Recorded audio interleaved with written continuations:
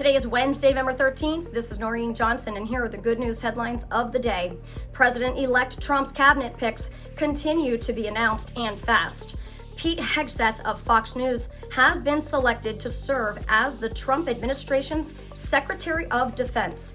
In a statement, President Trump said this: "Pete is tough, smart, and a true believer in America first. With Pete at the helm, America's enemies are on notice, our military will be great again, and America will never back down. Nobody fights harder for the troops, and Pete will be a courageous and patriotic champion of our peace through strength policy." Hegseth's last day at Fox, where he co-hosted Sunday's Fox and Friends weekend, was on Tuesday. In another huge cabinet selection announced this week, John Ratcliffe, who served as President-elect Trump's principal intelligence advisor during his first presidential term, has been picked to serve as the director of the Central Intelligence Agency during Trump's second term.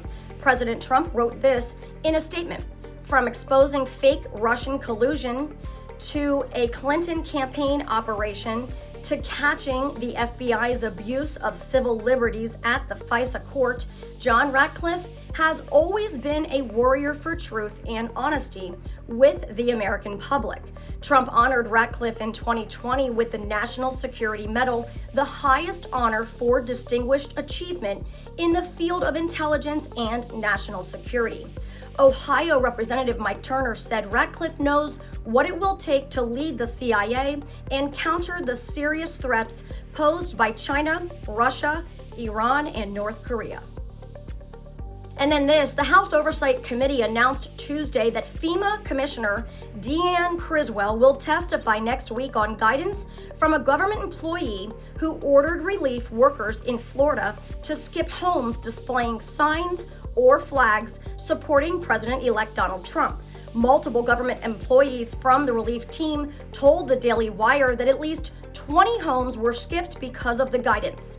The employees said this guidance was given both verbally as well as in a group chat used by the relief team and viewed by the Daily Wire.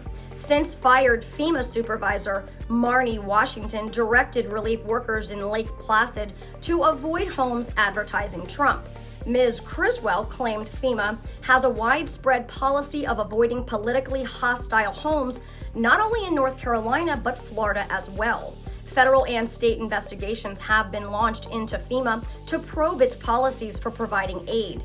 FEMA has not responded to allegations from Washington and did not immediately respond to a request for comment. In other news, social media went crazy following what many characterized as First Lady Jill Biden's icy reception for Vice President Kamala Harris, as the now former Democratic presidential nominee took a seat adjacent to Biden at Arlington Cemetery on Tuesday. Harris and second gentleman Doug Emhoff approached their row of seats from the First Lady's right as the vice president greeted and shook hands with those around her, except Biden. While cameras were rolling, Jill Biden did not get up to greet Kamala and then remained seated next to the vice president, wearing sunglasses without looking at her at all. She did warmly greet Doug.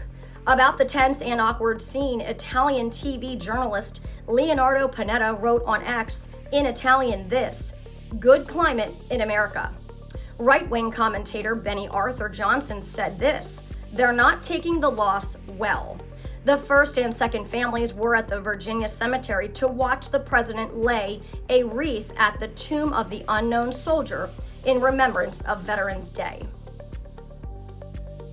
And then today we celebrate the feast day of St. Frances Xavier Cabrini. She was an Italian Catholic nun. She came to the United States in 1889 as a missionary.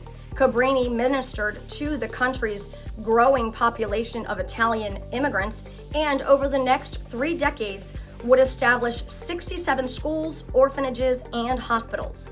In 1946, Pope Pius XII canonized St. Frances, making her the first U.S. citizen to be named a saint by the Catholic Church. St. Frances Xavier Cabrini, pray for us. And those are your daily good news headlines. This is Catholics for Catholics. May God bless you, and may God bless the USA.